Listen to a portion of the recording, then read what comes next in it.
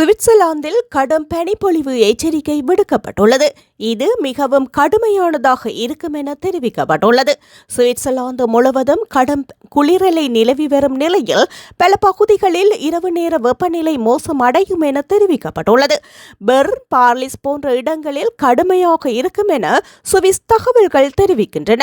குறிப்பாக லால்பிரவின் பகுதியில் -30 degree Celsius வரை வெப்பநிலை பதிவாகியுள்ளது. நாட்டின் கிழக்கு பகுதிகளில் உள்ள அல்ப்ஸ் மலை சிகரங்களிலும் இதைவிட கடுமையான குளிர் நிலவியதாக வானிலை ஆய்வாளர்கள் தெரிவித்துள்ளனர். இதுவரை நிலவி வந்த அடர்ந்த பனிமூட்டம் குளிரின் தீவிரத்தை ஓரளவு மறைத்திருந்தாலும் வானம் தெளிவடைவதால் வரும் நாட்களில் மேலும் கடும் உறைபனி ஏற்படும் என எச்சரிக்கை விடுக்கப்பட்டுள்ளது. இதனால் வாகனம் ஓட்டுபவர்கள் மிகவும் அவதானமாகவும் பனிக்காலங்களில் பூட்டப்படும் டயர்களை பூட்டி ஓடுமாறும் சுவிஸ் அரசாங்கம் கேட்டுக் கொண்டுள்ளது.